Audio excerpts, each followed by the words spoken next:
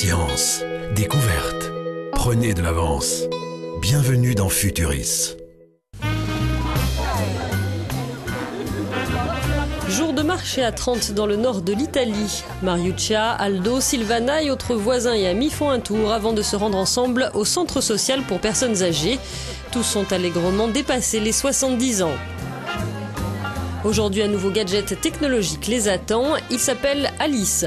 L'objectif, jouer à la briscola, un jeu de cartes traditionnel en Italie, mais par l'intermédiaire d'un ordinateur.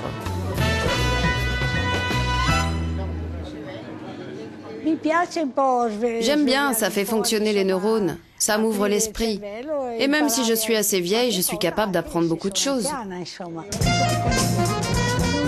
Ce prototype a été installé ici pour tester la manière dont réagissent les personnes âgées, peu ou pas du tout habituées aux ordinateurs. Des scientifiques les aident à utiliser le système et des travailleurs sociaux évaluent leurs réactions. Cette expérience montre que la soi-disant peur qu'éprouvent les personnes âgées face aux nouvelles technologies n'est qu'un préjugé. La réalité est différente. Si une technologie est conçue comme un jeu interactif, ça devient quelque chose d'intéressant et de divertissant pour les personnes âgées. Et ils comprennent très bien en quoi ça peut leur être utile.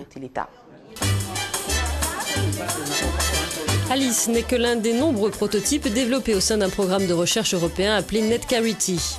Son ambition, permettre aux seniors de mieux vivre tout en restant chez eux grâce aux dernières technologies de l'information. Dans tout le monde occidental, notamment en Europe et spécifiquement en Italie, le nombre de personnes âgées augmente rapidement. Cette augmentation met sous pression nos systèmes d'État-providence. Et une des solutions à ce vaste problème est d'améliorer la qualité de vie des personnes chez elles.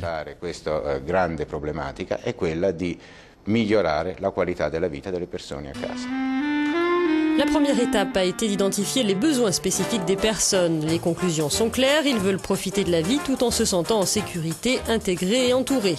À chaque besoin, les chercheurs ont tenté de trouver une solution facile à utiliser et non intrusive. Beaucoup vivent seuls à la maison. Je pense que la technologie peut les aider. Les nouvelles technologies peuvent être très utiles. Elles peuvent m'aider à faire des choses que je ne peux pas faire seule, par exemple, si je ne peux pas bouger de chez moi ou m'avertir si j'ai oublié quelque chose.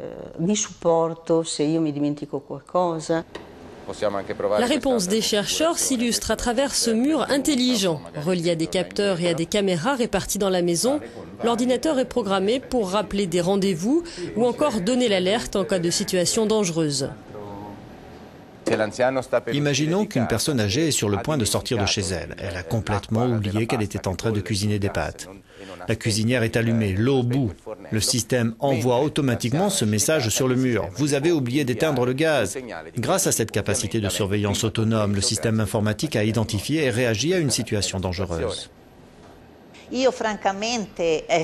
viens juste de commencer à me servir de ces nouvelles technologies.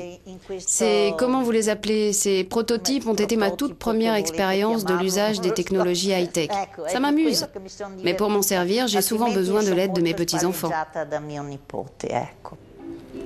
Des technologies plus faciles à utiliser, cet écran tactile pourrait répondre aux souhaits de Silvana.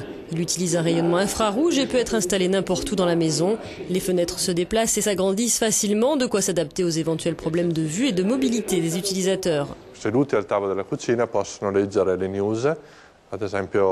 Assis à la table de la cuisine, une personne âgée peut sans se déplacer lire le journal, agrandissant les pages pour lire plus facilement ou le faire passer à quelqu'un d'autre. Comme le système permet de voir des vidéos et des images, ils peuvent en même temps contrôler qui sonne au vidéophone. Ils peuvent contrôler l'ensemble de la maison sans bouger depuis la table de la cuisine.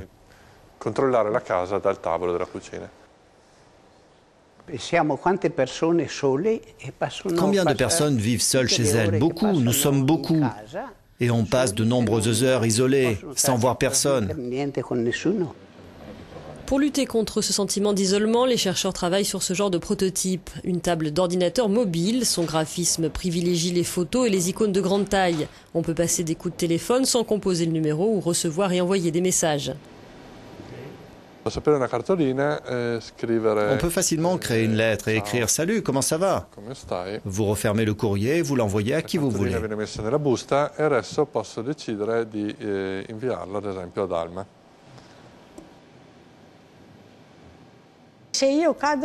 Si je tombe d'une certaine manière, je pourrais me relever. Mais si je tombe mal, même si je ne me fais pas mal, je ne pourrais pas me relever sans aide.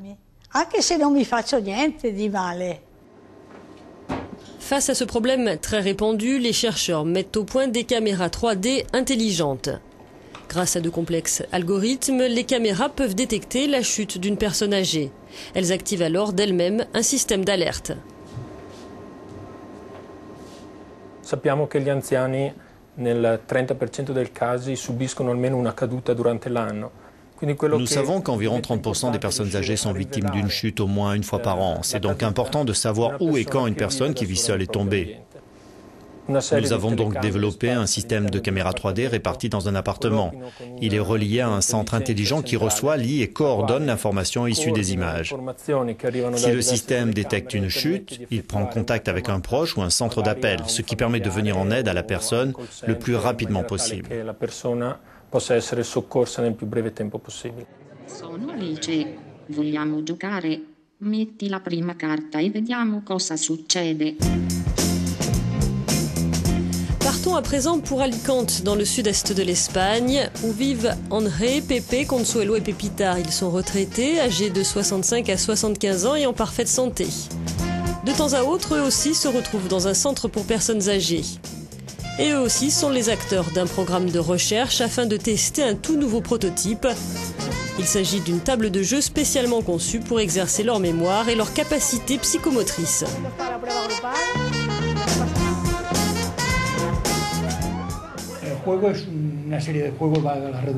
Ces jeux sont très simples. Il faut faire correspondre différentes choses, des figures géométriques, des nombres, des animaux. Il faut faire un effort pour se rappeler d'où vient chaque chose.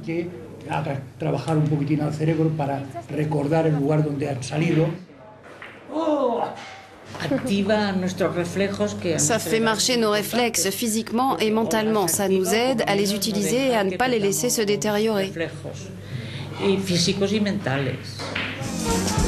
Cette table est le résultat d'un autre projet de recherche européen destiné à améliorer la vie sociale des plus âgés. Il s'agit de mettre au point des outils permettant d'entretenir sa condition physique et psychologique au quotidien.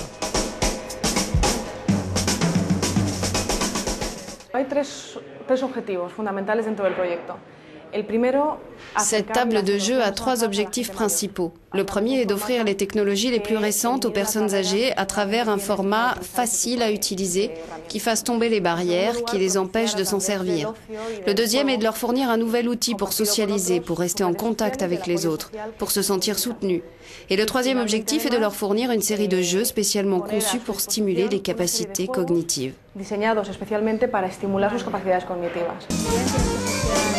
Des psychologues, des travailleurs sociaux et des informaticiens ont travaillé main dans la main pour concevoir la table et les logiciels. L'idée était également de créer un outil de diagnostic simple pour détecter d'éventuelles pertes de mémoire. Nous ne voulons pas que cette table remplace les outils habituels des thérapeutes pour identifier des problèmes de santé. Mais comme le système est capable d'enregistrer diverses données des joueurs, quand ils font des erreurs ou quand ils réussissent par exemple, c'est un système d'alerte. Le système peut dire aux thérapeutes que certaines capacités intellectuelles ne fonctionnent pas correctement.